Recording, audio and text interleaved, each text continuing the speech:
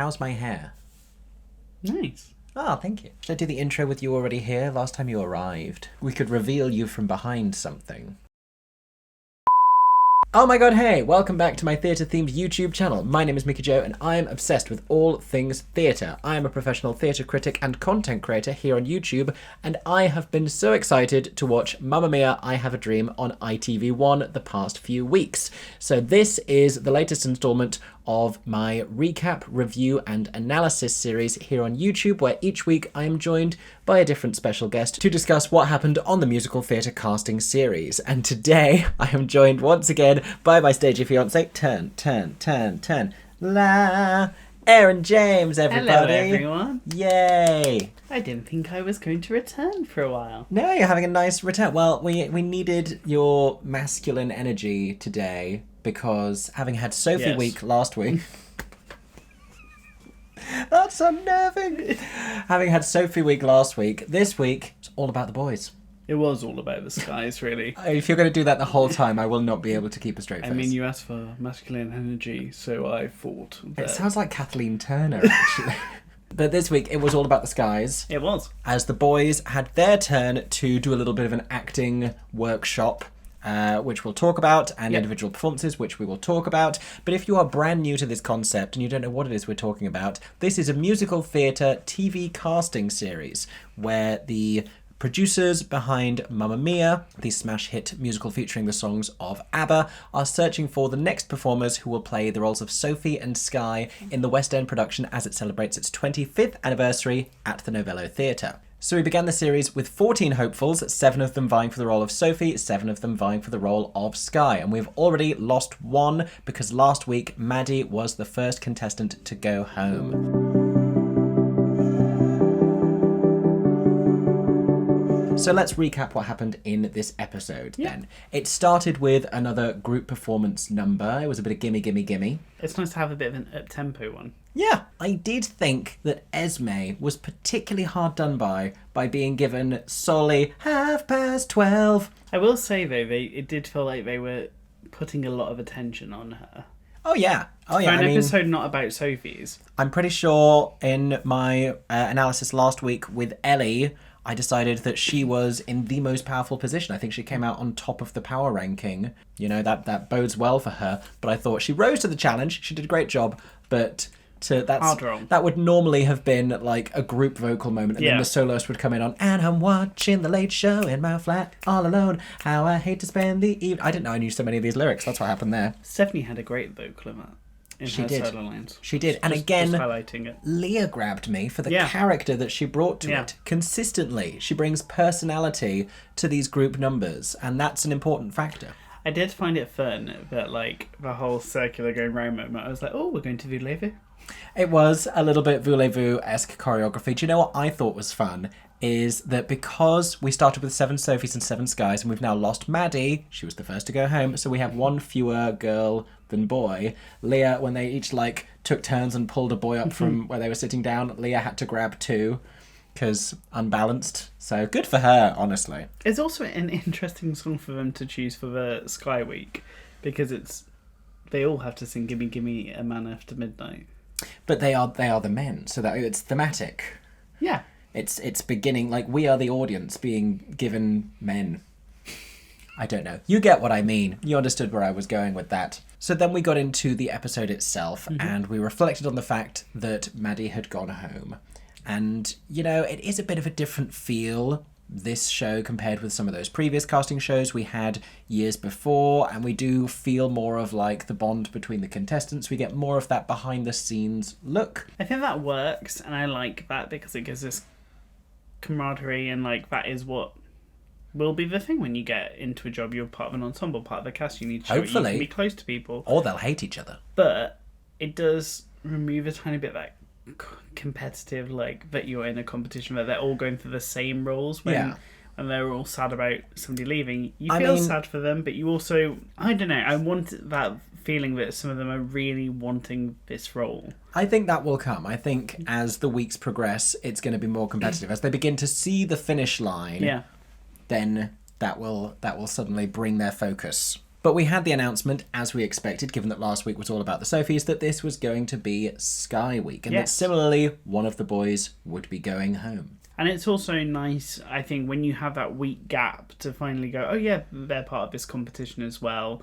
And I think what was great with the Sophie Week was we got to understand each of them a bit better and we got to know them a bit better. So it was nice to see, now seeing like more of the Skies and understanding them a bit more and kind of who they are. This is the thing, is week 1 there was so much to get through, so I think for weeks 2 and 3 it was nice to have that opportunity to really get to know them as individuals. I do wonder going forwards if we're going to keep having Sophie and Sky weeks, or at what point they're going to be brought back together as a group, and whether we're going to get double eliminations, whether a Sophie and a Sky will go each week based on the number of weeks this is airing for. I think that's going to have to happen at some point. I also would prefer them to go back together now. Like, it was nice to see them apart, and I hope at some point we'll get to them to look through the Sophie and Donna relationship, because I think that's so key. Yeah. Now, cut to Samantha Barks talking about the character of Sky then, because this is Sky Week, and saying, you know, Sky, he had this job on the mainland as a banker and he gave it all up. I love her trying to give this character depth.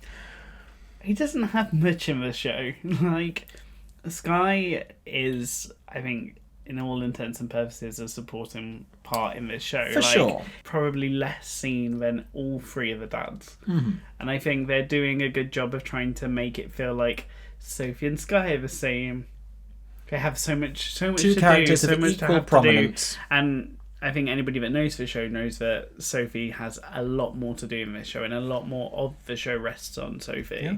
It's still a great way into the industry, and I think it's interesting. I think for those ones that haven't had their debut in theatre, Sky is a great role to say you've been in. It's a long runner. It is. And then speak of the devil, and he shall fly to Greece. Miles Henderson from the current West End cast of Mamma Mia, who is currently playing the role of Sky, arrived in Greece to seemingly just to introduce Meg Haitley, who is currently playing the role of Sophie. Yeah, I kind of wish that I guess it was the reveal of this episode and to have it here, but I kind of wish last week, on the Sophie week, we'd have got the same thing, but maybe it was... I know they did the same with Ali and Lisa, and it makes sense for everything, but I kind of do wish that they hadn't saved these 2 just for that episode. So maybe they'll stick around for the next one. Yeah, maybe. Nice. I'm not naive enough to think that these are actually filmed 1 week apart. And it also feels like if they've flown them over, they might as well stay for the whole process, and we'll get to... I think this may not be the last we've seen of the current West End Sophie and Sky, but Meg Haitley was put to work straight away because she was the scene partner of all of these boys for the scene that they were doing. I wasn't sure if they were doing the movie script version of that scene or it is a scene that's in the stage show, but I looked at the script at a glance and there were a couple of differences with the lines that they were reading versus... Maybe I just had a different copy of the script. I don't know. Well, it was interesting last week as well because it had the trio. Yeah. And I think it's fun to see these workshops, but I will say there's a big difference between acting for stage and acting for screen. Yes. And I think that's why I'm glad that they're not just judging acting on that workshop, but also when they're performing and acting through song, and they're bringing that up, because you can be great at doing screen work, but that's a lot more intimate and a lot more quieter and a lot less exaggerated than you need to be for stage. Yeah. And so I'm glad it's not kind of, you're perfect for the stage because you're really good at screen acting, because they're similar but they're not. Yeah, it's the difference between like the winner takes it all and the winner takes it all. Now I noticed that they're still angling for this Love Island kind of a thing. They were asking if anyone was like crushing on Meg Haitley, which that was like nice for her, I guess. Rock up on a all expenses paid holiday, essentially, do a little bit of screen acting, and then have the producers ask all of the men if they find you attractive. Little bit weird, but they're trying to get that vibe. I think they're trying to get the personality out. Like, they were trying to get the whole, like, Darcy's your cheeky chappy, and, like, we're gonna, like, form this character. They would be thrilled if 2 of these became a couple. Oh, yeah, 100%. Oh, the storylines. Do you think they haven't got their eyes on the prize enough yet, some of these contestants? I think so. There's been so much kind of, these are our friends, like, oh my gosh, we're so close, like, we don't want to lose anyone. And I like that because that is something in the industry and it should be, like, supportive.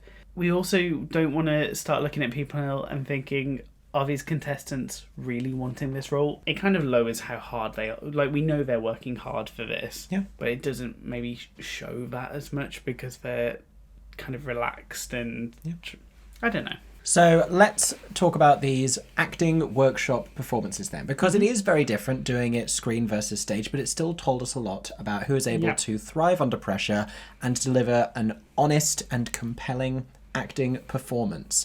We had some who really rose to this challenge. Callum did a great job. I was ready to write Callum off in that first week because, he didn't have as much musical theatre singing experience. And he had been struggling. We saw him struggle sort of marrying his acting ability to his vocal performance. But I think he may have been the strongest actor in that group. I think he was the strongest. We also had some good moments from Marcellus. I remember his nice cold exit when he said, "I just wish you told me," and then walked away. His big move. We saw a few more of them struggling than I think we had with the Sophies. Toby got some notes from Samantha Barks. She asked them to pause the scene and came over because she wanted him to connect more to the material and to the words that he was saying. And then Owen forgot lines as well. Owen had a bit of a struggle at the beginning, but they did say later in the episode, even though we didn't get to see the whole thing, he ended stronger than he'd started. Yeah. So then we move on to the vocal performances, and first out of the gate was Owen. We had just seen him struggling a little bit in this workshop, and especially the way it was edited, I was nervous for him. So going first in this, he had a lot to prove, and we started with a big musical theatre number. He was doing Luck Be a Lady from Guys and Dolls, which I feel like every musical theatre boy who has ever trained has at some point. Have you done Luck Be a Lady?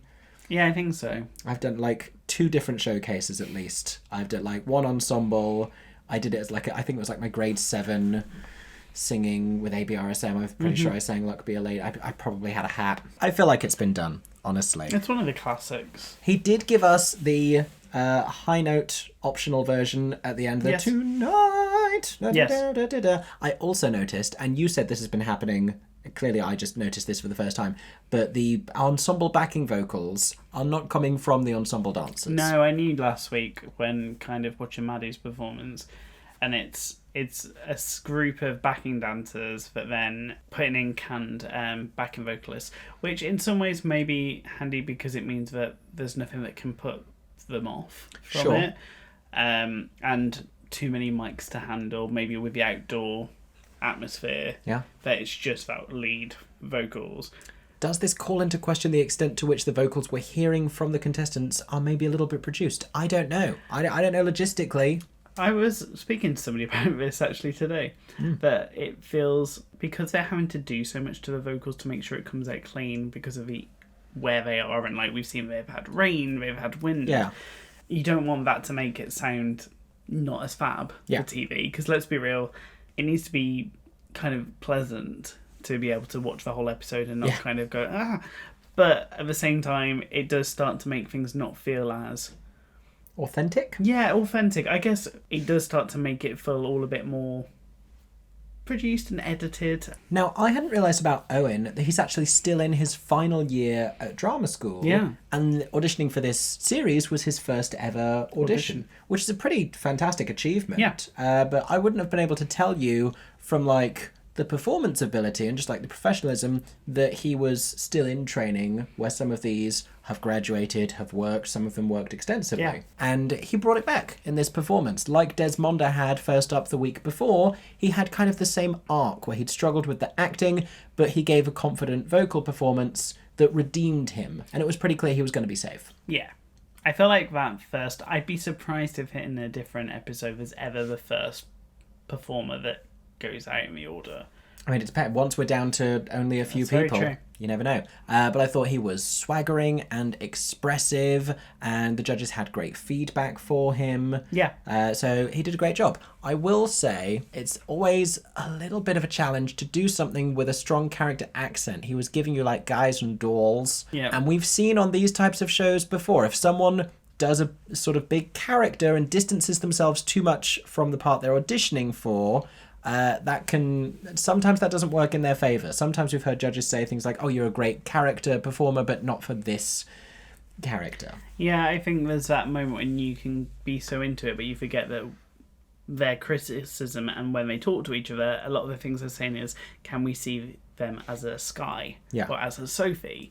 And if they go too far away from believing or seeing the essence of that character, if you're really thinking strategically here, you're not only taking the songs they're giving you, whether it's pop or musical theatre, and creating a compelling sort of a story and giving a theatricalized performance of whatever that song is, but you're trying to do it in a way that doesn't seem like you're playing Sky, but it can conjure up the idea. You want them to be able to watch your performance and think, oh, I could see him as Sky. But he was going for the other Sky, who was playing Sky Masterson from Guys and Dolls, which loved Jessie Ware showing off that she knew the name of that character. She was like, I'm here to be stagey and prove myself in front of these theatre fans. If you go too harsh or too stern, that's not the character. He needs to be the boy next door. You need to have that little bit of joy. Speaking of which, next up was Darcy. Yes. Now, he told us in this opening confessional that he had moved back with his parents, but that he was worried about people finding out on TV, girls finding out on TV that he lived with his parents. And this is where it started to feel just a little bit Love Island. Again, I think specifically where the producers have tried to push this angle, it does seem to be with him consistently. I mean, he brings a lot of character to it. He's been called this cheeky, chappy character. But if anyone is kind of taking their eye off the prize of what they're actually there for, it starts to feel like it in those moments. But again, it's produced and edited, what we're seeing. And it was interesting hearing that he thought he had the least training out of all of the Skies. Yeah. Which was interesting because in the last episode, when we had the Skies, it was Callum that was saying that he thought he was the least out of all of them because of being not MT specific trained. So it was interesting to see a different Sky think that they were the one that had the deficit. Yeah, I think throughout the industry you will find performers with various different levels of experience who all have that same sort of insecurity, and people will still feel anxious around those things. But I thought it was very positive to hear someone talking openly about that on TV as well. Interestingly, they said that they felt that Darcy was a little middle of the pack at this stage, so he also went into this performance having a certain amount to prove. I think it was interesting because last episode we had the same thing with Stephanie, where the issue was not that she wasn't good, but the fact that they forgot that she'd performed. Yeah. And that is your other thing, is it can be great to be a really safe choice for the role, but this isn't kind of the traditional way that they normally cast this role. This is on a program where you need to be remembered. You need to stand out and be memorable, especially when there's still 7 of you. Exactly. You need to make choices that maybe Sky and Sophie in the show don't actually go to that place, but you need to show that you can stand out and that you're a leading performer. Yeah, it just goes to show that the standard is already very high. They're all strong performers. It's not necessarily going to serve you well to just coast by and try not to be the worst, because everyone is bringing their A game, basically. We did have this unfortunate montage of a few different little vocal crack moments, and to his credit, I thought that was an unreasonably high key for that song to be in, and there's no need for that. And it's also harder because he was given a pop song. Yeah. And I felt like any of the ones from the Sophie episode or from this episode, like we saw with Stevie on last week's episode, these performers that have been given the pop song that they need to make work for musical theatre, and they need to have a musical theatre story, but then also being handed a lot of challenges with either the key that it's in or the choreography that it's on, and it's kind of like, well, the performers that are doing musical theatre, that's one massive leap less they have to do because it naturally has a character and naturally has that. And not only that, but it's a pop song that doesn't really have a strong narrative. Yeah. It's just the best that could be is charming. Which he was playing into when he was doing his kind of cheeky chappy flirting with Judy Kramer. Exactly. Like he knew what he had to do, and he was trying to do that, and he had his guitar moment at the start. Maybe there's a actor musicianship show in his future. Perhaps he could fit Mamma Mia the Party. There you go. Perhaps he could fit Mamma Mia the Party, because he plays the guitar in Mamma Mia the Party. Something that characters. Yeah. Even if they're auditioning for this role, there's so many not even talking about different roles. There's so many productions and shows just in the Mamma Mia world. There's a lot of Mamma Mia adjacent properties that these guys might be right for. I did enjoy the little shot during rehearsal of choreographer Anthony Van Last wearing 2 different hats. It was just such a mood. He was wearing a hat on a hat. And anytime I have to travel through the airport and I want to take 2 hats on holiday, I'll wear 2 hats. They do almost always give me strange looks at airport security, so that's something you have to take into account when you make that decision. But I have every respect for a man wearing 2 hats. Speaking of Judy Kramer, who got that little bit of a flirtation moment in his song, we saw a clip of her back from the initial auditions to get onto the programme, where she was very present and kind of much more involved with the selection process than she seems to be at this stage. It's a good sign as well of that she has such a specific knowledge of like what is needed for this production, and I like the fact that that judge panel have not been there and seen them the whole way through this process. Yeah. Whereas it shows that there is one person there who has, and I think with at least there's somebody there that has seen what they can do and how they've got from point A to point B, how they've got to this filming process. And maybe what we don't see when she talks to the judges is she already has more of a knowledge of what they can do. Yeah. So who knows, she might be there to help. Now, the judges seemed to be charmed by Darcy's performance, but they said they still needed major improvement. Next up, we had Zakil. Yes. And we learned they had a little bit of a music industry past, which was interesting. They also, I think, did him a great favour by playing a little bit of the underscoring of Wait For It from Hamilton under his little, like, confessional moment. And it made me instantly think, do you know what? I think he'd be great in Hamilton.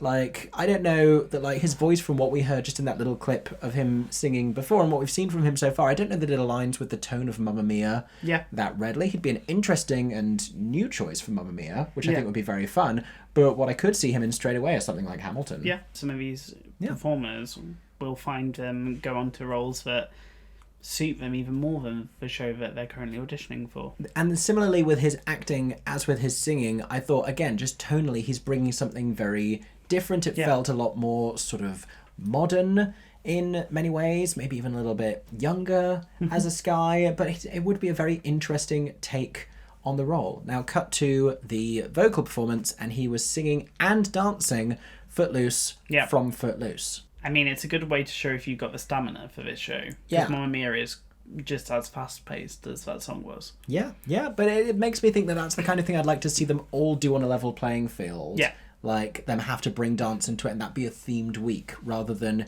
him this week, and I think with Stephanie last week singing What a Feeling from Flashdance. They do have... It is a lot more involved than the others, especially a song that's punchy and pacey like Footloose, to then be doing high-energy choreography alongside that. I mean, a lot was going on in this number. One of the backing dancers lost their bandana instantly. I think it's interesting to know whether this will alternate with them each week, or whether it's that the creative team, when they're pulling together what each person's going to do, is actually looking at them as a performer and going, these are your strengths. Yeah. Maybe this is what they're trying to do, is to not put them in an uncomfortable place until they maybe feel like they need to. Later on. To his credit, I wasn't sure if, because he'd been with Owen the week before and they were performing Waterloo together, I wasn't sure if he would stand as confidently when standing alone. And I thought he really did. Yeah. The judges said that he brought a sense of fun to his performance that complemented and kind of nicely contrasted the tenderness and vulnerability he had brought to his acting performance, which is smart. He got to display two different things. That's what these challenges are for. If you can show versatility across one episode, you're doing something very smart in a competition like this.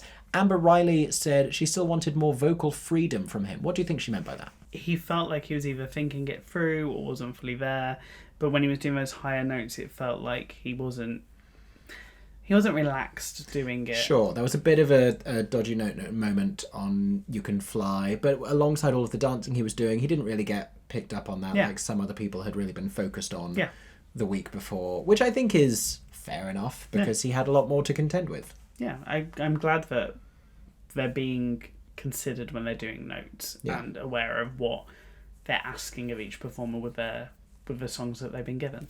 Yeah, I enjoyed the Sophies doing cute like group line dancing in the background. That was nice. That was a nice moment. I do like that we still get to see them even if it isn't their week. Yeah.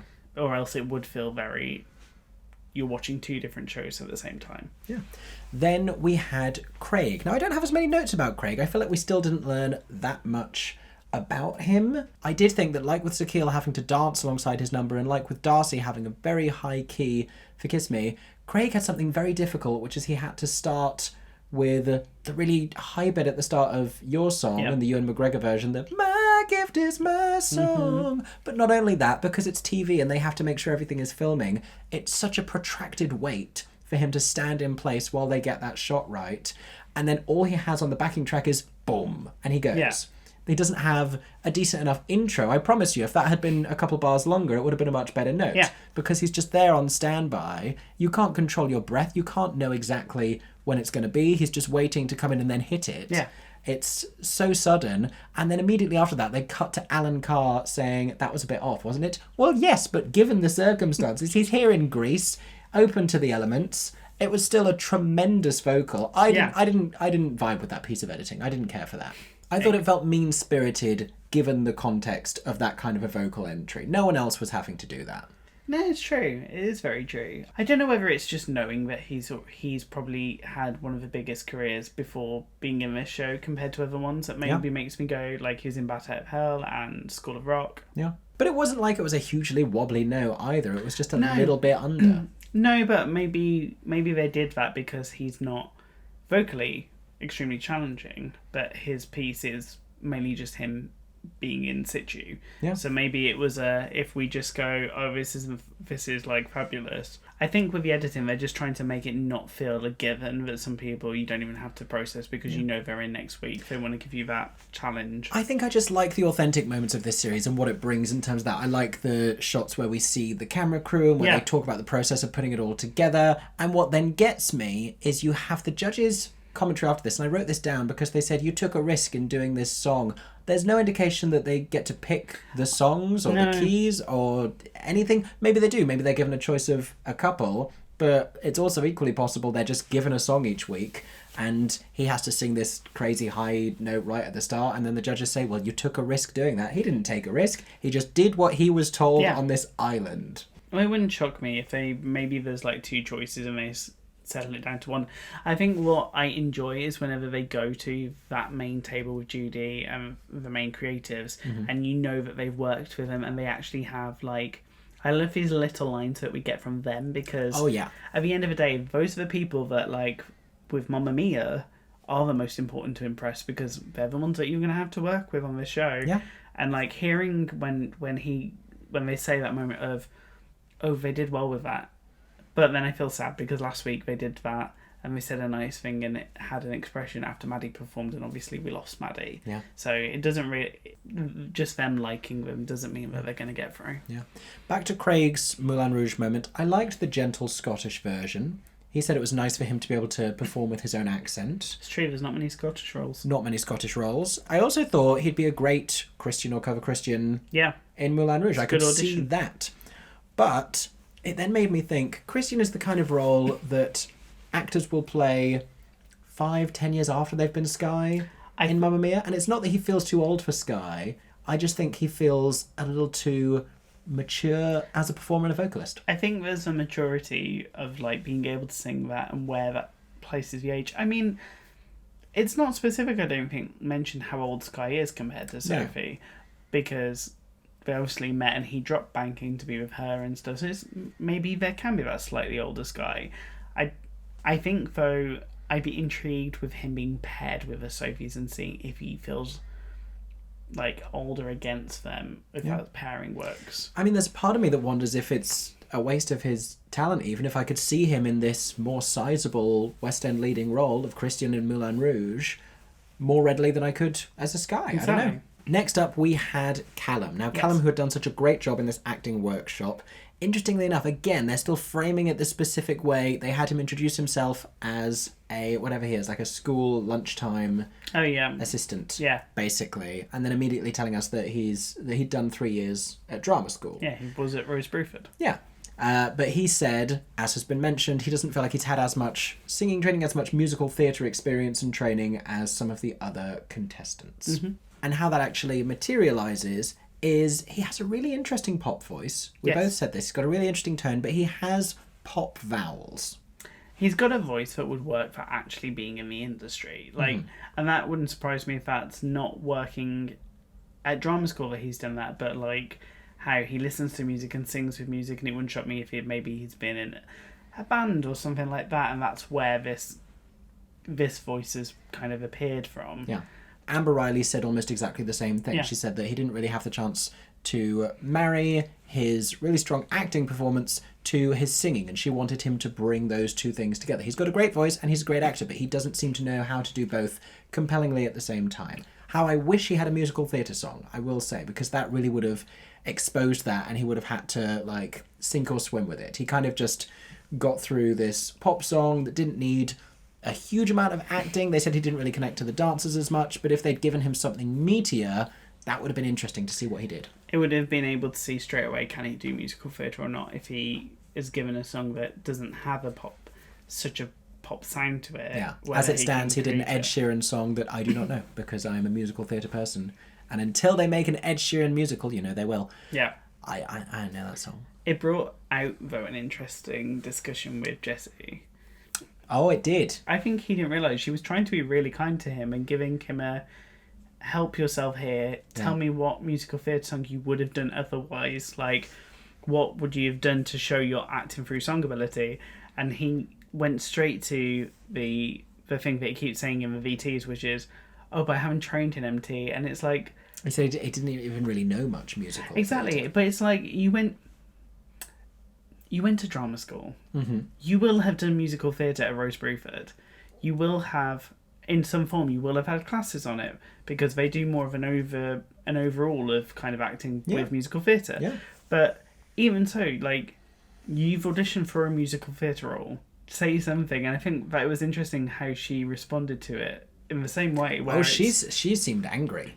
Well, she was displeased. She'd said in that first episode she does not trust people who do not know musical theatre, and she actively cuts them out of her life. And for a pop musician as well to say, you need to show that you really want this. Yeah. Do you want this job as Sky, or are you more there for the profile? It's very true. Very true. So next up we had Marcellus. Yes. Who addressed the fact that he was a little bit older than some of the other contestants. Now, Callum Hood had a similar discussion in his VT. He said that he might not look the way you might expect a Sky to look, that he wasn't like 6 foot tall and very sort of muscly. And Marcellus was addressing the fact that he was 36, but he doesn't read as 36. No, at all. He does have 2 kids at home, which I thought was a really interesting and fun thing to learn about him. But again, I don't think any of that prevents me from being able to see him as a Sky. No, I think kind of all we've been displayed so far kind of reads as you could easily be Sky. Yeah. And I think it's not the age the person is, because that's not really about acting. Yeah. Like, acting can... We've seen it in so many performers, it doesn't really matter the actual age. Yeah. If they can read on stage and have a Sophie in it work, there you go. But like Esme is becoming tall Sophie, where they keep bringing this detail up consistently... Is he becoming old Sky? Because as he was saying this, they were playing a shady background song that had lyrics, "It doesn't bother me if you're older." Yeah. And I was like, is this the angle they're pushing? Is that going to be his thing, that he's the old Sky? I don't know. And Jessie called him out for saying about throat infection again. Okay, I'm going to get on my soapbox about this one. Because if you are producing a musical theatre TV casting show with vocal performances with musical theatre professionals who sing professionally, it is dangerous to get someone to sing and push through a throat infection. Oh, yeah. But she will know that as a vocalist. She knows when someone had, like... I feel like there was a lot more of that with editing. I wonder how that went, because I feel like they wouldn't have got her to say it or edit it in if there wasn't... I don't know, because they went for the maximum drama on both ends. Was it not quite as bad as he was making out? Was it not that bad of a throat infection? Had it passed? Was she being unnecessarily harsh by saying he'd used up all of his lives complaining about having a sore throat, which is a throat infection and a sore throat are two very different things. But to then liken that to a conversation about stamina and performing in the West End, health is health, and I don't think it helps to stigmatise the idea of people having to call out of shows. And if that's the performance he can give with a throat infection, that was still great. Exactly. That was still a great job. So I didn't have a lot of time for that comment. He did really well with the acting for his song. I thought it was really strong. He gave that performance told me you can be a Sky with how you're acting. It was obvious to me that he'd worked in musical theatre and he's been in full running shows with how he knew how to express on stage really well. I've written snooty, which I know I didn't mean. Maybe I meant smooth and it auto-corrected. I think I meant smooth. His performance was smooth. I've got snooty in my notes. But I thought it was so professional. Yeah. And we know that he has worked extensively. Oh yeah, 100%. He's had a longer career than any of us. It seems that he is strong. It seems like he knows how to convey in musical theatre. He did well with his acting. So I was surprised when he was placed how he was later on. Yeah. Because actually, I thought he was probably the safest out of most of the performances where I didn't worry about him performing and getting the acting choices through musical theatre. Yeah. Then we had Tobias. Now, we knew that he had struggled in the acting part. He seemed frustrated about that. He's mentioned in 2 different episodes now that he is competitive. Yeah. I do feel already a fire from him. Oh, yeah, 100%. Like he really wants this. I was entertained by him giving a good interview answer when a producer said, "Are you a fan of Mamma Mia?" And he didn't say yes. He said, "Who isn't a fan of Mamma Mia?" Which is what you say when you're interviewing for a company you really don't care about. And you're like, who doesn't love, like, this cleaning product? Like, who doesn't? Me. That's the answer. But maybe I'm reading into that. Maybe he loves Mamma Mia. Maybe he just loves a year of contracted West End employment, as should everyone, basically. And no shame in that. I do find it funny, like, with the performance. I'm waiting for them to acknowledge that people have played roles before. Yeah. I think that this is another one where it's like... that he's been in Heathers. Yeah, that he's been in Heathers. He's been in Heathers with one of the backing dancers who is on that same TV shooting set. I think when he did his vocals, which were fab, like, loved his performance. That definitely made it for his acting. But I think when he did that acting scene and when they do, he fluffed and didn't give a thing, I'm like, I wish that at some point we'd mention, though, that he has, like, same with Marcellus, it's been like, and Craig... Like, if we're going to acknowledge, like, how Darcy and how Callum are feeling with their training and how Owen's feeling, can we please acknowledge the fact that these other performers have performed in roles? They've been the... Like, I wish one of them had just been framed as, I've been the understudy, but never the lead. That would be a nice framing, but at least we'd acknowledge the different... I think it's more, I just want them to... That was like the Lee Mead storyline in Any Dream Will Do. I just wish they'd acknowledge that when they say over different points of their career, I don't think we've had any of them be positioned other than drama school graduate. But I think we might. I think especially for some of those guys who have had jobs before. Like, we've spoken about Desmonda doing a lot, but that was really just right around when the filming was happening. She was just beginning to blow up in the industry. I think for some of these guys who have had jobs going back longer, maybe not even Toby, maybe more like Craig and Marcellus, who had worked previously to doing the show, because Toby, I think, left Heathers maybe to go and film Mamma Mia, I Have a Dream. Maybe that'll come up in later weeks, because they still need other things to talk about as we progress to delve into them through this series. So maybe that's a detail that will emerge later on. But you're right that they should be talking about it. But yeah, Toby did a great job with this vocal, specifically when it leapt into that higher register. He smashed all of those notes. He did what he had to. I will say that Matt Jordan, who is an alumnus of Magic Mike Live, was eating him up with that contemporary dance routine with the other dancer. I thought they did a great job, and Toby absolutely just needed to stand there and sound great while they fully drew your visual focus. And I'm gonna pass it over to BBC, but it did feel like a very... Do you mean ITV? No, I'm passing it over to BBC that is concurrently shown at the same time as I Have a Dream. It felt because like it felt like a reality show. It felt like a results show dance, where it's the pair doing the contemporary dance and the singer's just there doing their song, having their moment, doing that little vocal moment. What it was. Like, he did that vocal moment, like what Bev did, where it's I'm the real star here, but for most of it, you're watching the dancers. Yeah, that's a great comparison. I thought it at the time, and I'm like, yep, that was it. And they put him last, so you got the sense that it was going to be something. Last week they had Maisie last doing I Dreamed a Dream, and they loved that performance. She did a similar thing to what he did, which they were both looking down a lot, but he got picked up on it. But they also said That's how you tell a story in a pop song. And that may be one of the best bits of feedback anyone got this week, because that's such... If you can do that, that's really one of the things they need to be able to do for this show. Yeah. What? That first line I thought it said oven safe, please. So I was like, that's not to do with... Oven safe. It doesn't say oven safe, it says Owen safe. I know. So that brings us into the deliberations, and they immediately put Owen into the safe pile. Yeah. He gave... Someone said, I think Samantha said, her favourite performance of the night. Yeah. They identified that Tobias was weak in the workshop, but had a strong voice, and they picked out Darcy, Marcellus, and Callum as the bottom three. We're going to talk more about power rankings later on, but from this, we now know that they chose Darcy to go home. Yes. Which, was that surprising? It surprised me because of how much time he's had. Like, I think... But I guess Maddie did as well. But how much we saw of Darcy, he's probably the person we've seen the most at confessionals. Yeah. The most we've seen separate, the most we've got to know.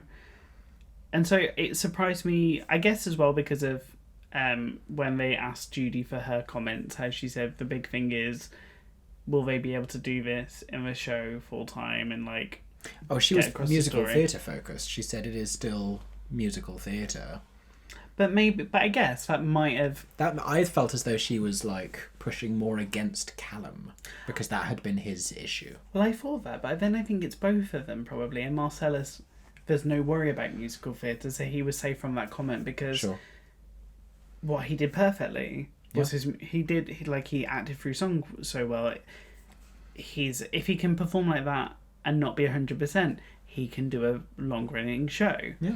And I guess the acting for Callum was what one-upped him with Darcy, whereas Darcy was like... Darcy hadn't shone yet, what they said. Yeah. He hadn't yet really knocked either performance out of the park. I don't know if he had a song that gave him the capabilities to this week, honestly. No, he had... But I guess he had the closest to Sky of most of the songs. Also true. That was... When all the songs I was thinking, that was the most like... This is who Sky is in the musical. Yeah. Like he doesn't go much further away from what that song was in terms of personality. Yeah. And if he can't draw attention and bring you in with that song, will he be able to work well with the actual material he's going to get at Sky? Very true. Very true.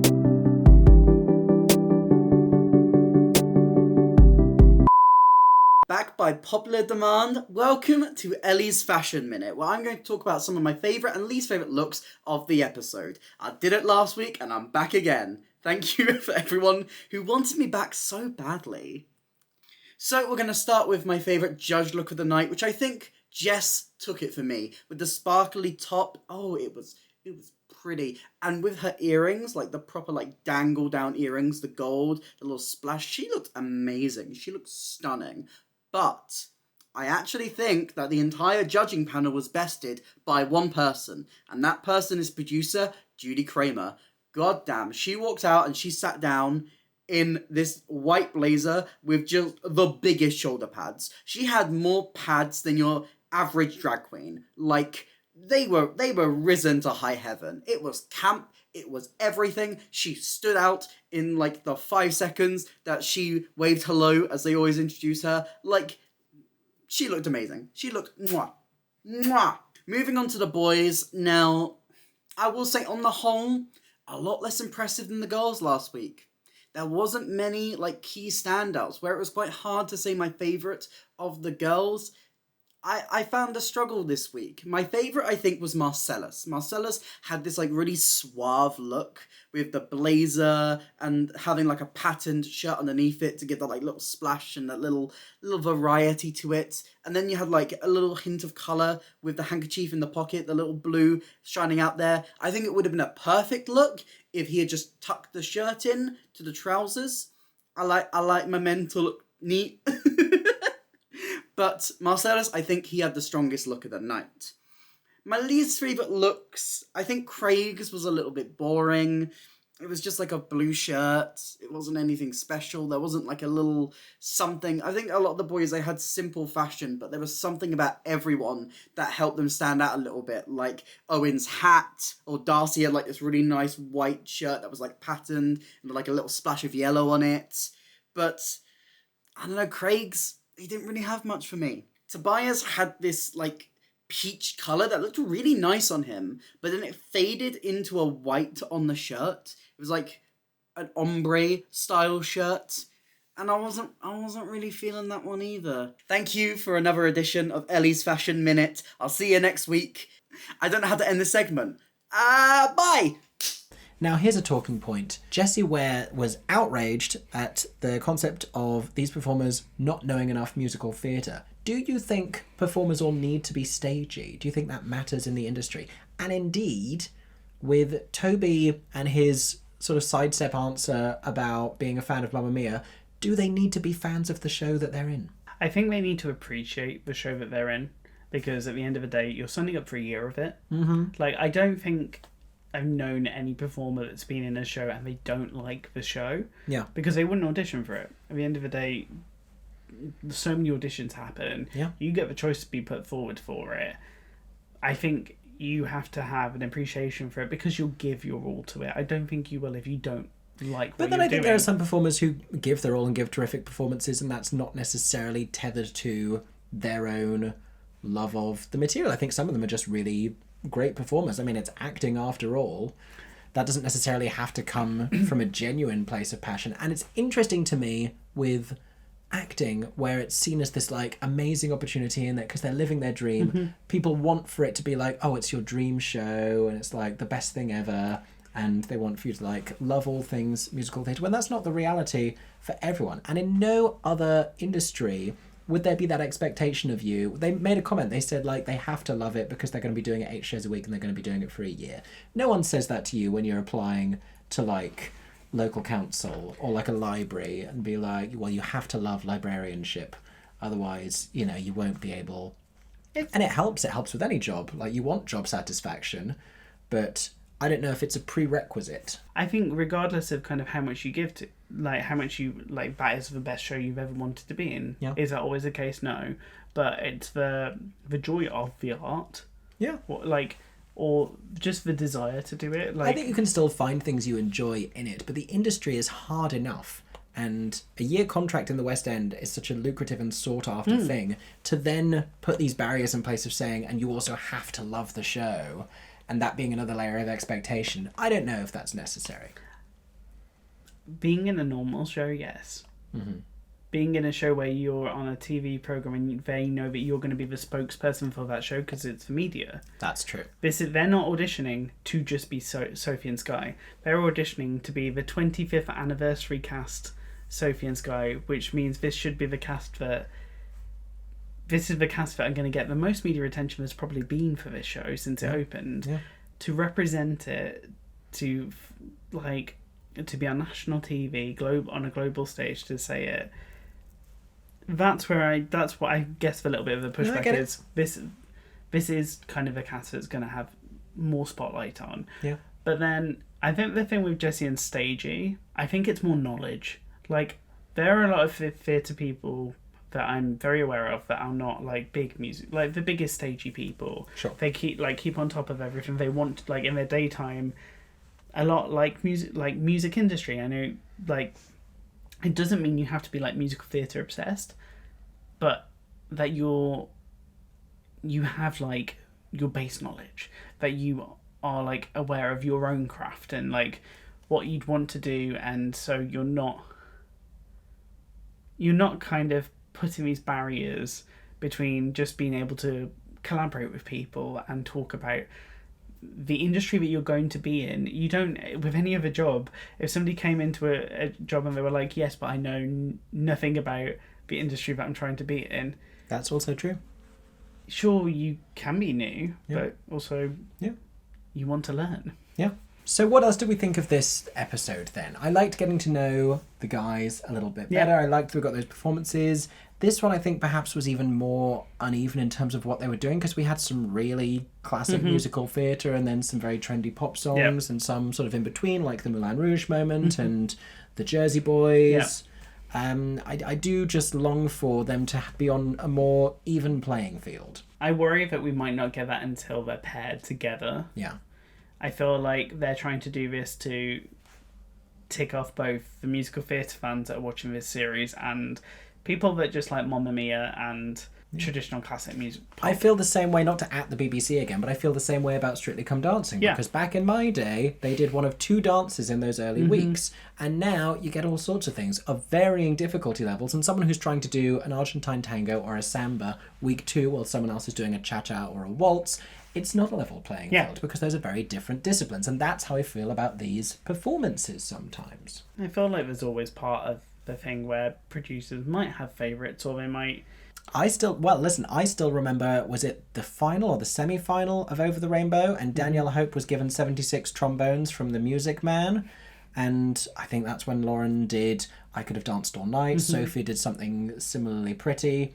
And it just made you feel at the time as though they were kind of pushing against Danielle because it was such a different kind of a song, but she brought so much character to it and performed it with so much professionalism that it came across as a Dorothy song. But it seemed she was being given a hurdle where the others just had, a straight sprint finish.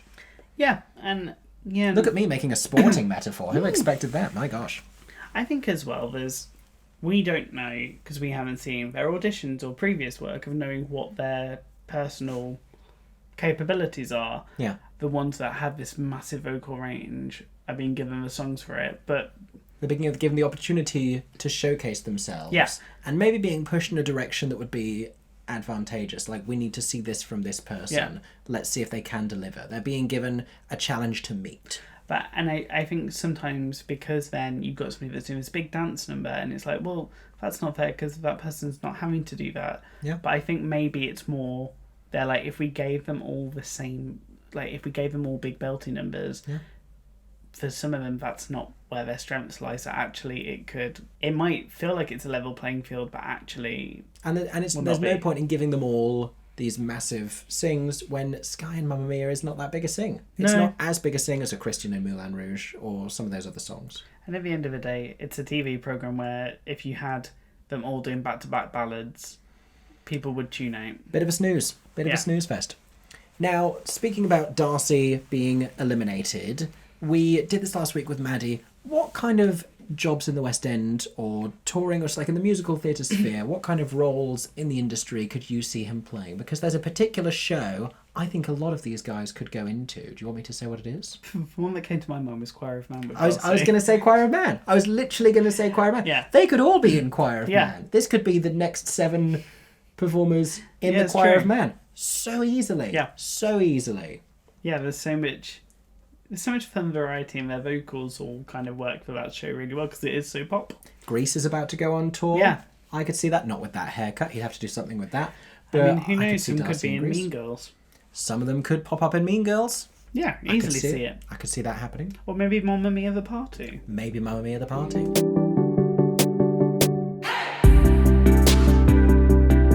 So for those that remain then, let's talk through a power ranking. Now, as they were doing their determinations in the judging process, they gave a lot away. They told us a lot about where people currently stood. Mm-hmm. And I wrote it down when they said Darcy was middle of the pack at the beginning, but by the end of those deliberations, before they'd said him, he was at the bottom of my list. Yeah. And then sure enough, he was the person who was eliminated. So from that angle, that wasn't a surprise to me. I think just above him, we have Callum. Now, I'd said in the first week with you, that I thought Callum might be the next to go. And then they released that clip of him doing the acting workshop on social media before the episode aired. And I was ready to eat my words. I thought, oh, he's surprised me here. He's a great actor. Yeah. And he is. But he still has this barrier. He still has this issue of bringing his acting performance to the sung material. And I think that's beginning, like we said before, if you do something twice, that's a problem. And I feel like something like that is not going to be won over so quickly by week to week. I want him to do a musical theatre song so we can all get an idea of can he do a song that's meant to be musical theatre and act through song. Yeah. And I feel like that might be his Achilles heel and he'll do it and then it's not good to have a weakness on a programme like this this early unless your story becomes how you overcome that and push through, but from one week to the next, that's not great. Yeah. The other person we got the sense was in the bottom 3 with them was Marcellus. Now, for all of his professionalism, I think he still has this issue with the vocal fatigue, the sore throat, the infection, whatever it is that's going on.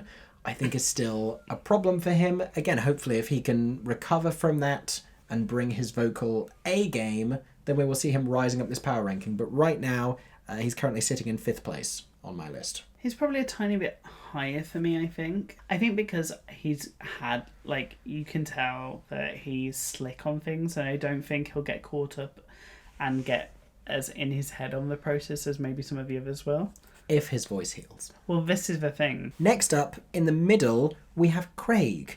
Now, Alan had made a comment to say you can't look at him after that performance and tell him that he's going home. But that seemed to be in rebuttal to something, like they were discussing the possibility of him going home. I just don't know if they're seeing him as a Sky. I think that might be his enduring problem. You know, I think he was fine in the acting workshop and then great in the singing, but I just don't know if they're seeing Sky yet. So he's falling in the middle for me. He's at the number 4 slot.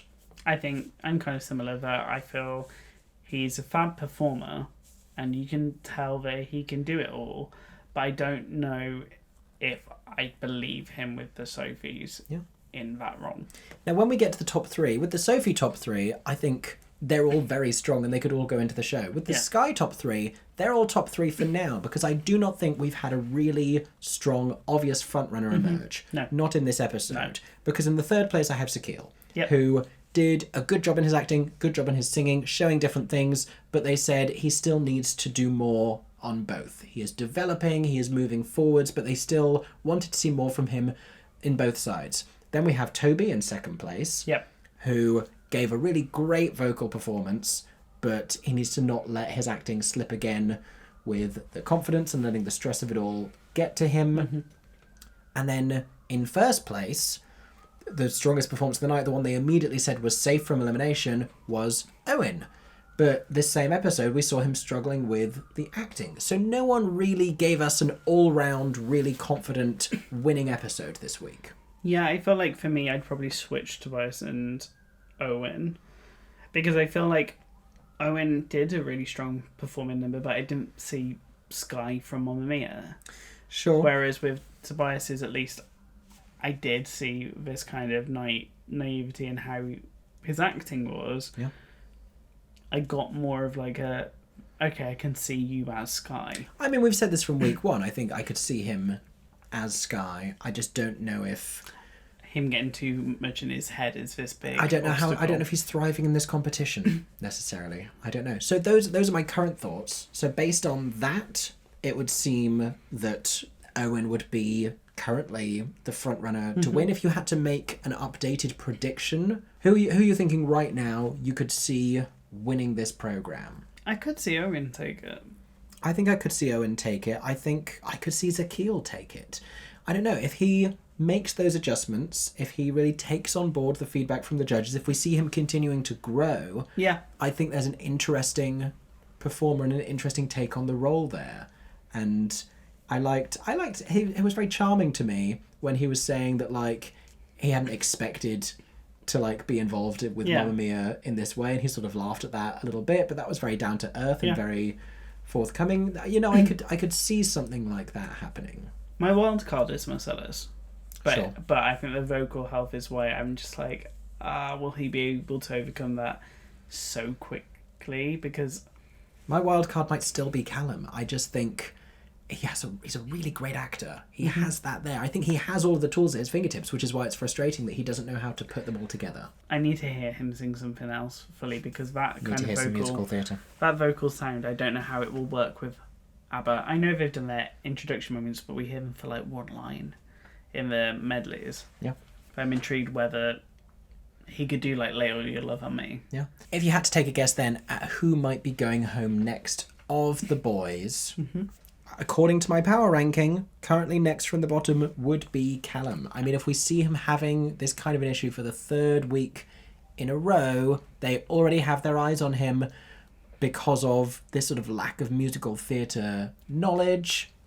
I think he really has the most to prove going into the next episode. I think the fact he has to prove himself on such a major thing for musical theatre to act through song, that I can't put him below anybody else that's already shown that they can. Yeah. But to find out, we will have to tune in next week. We don't know whether it's going to be Sophie's or Sky's or both next week. But you can find out as well next Sunday on ITV1 with Mamma Mia, I Have a Dream. We will be excitedly watching along. For now, thank you so much for joining us for another recap, review and analysis.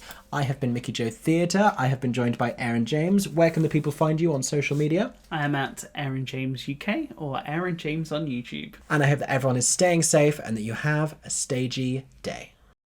For 10 more seconds, I'm Mickey Joe Theatre. Oh my god, hey. Thanks for watching, have a stagey day. Subscribe!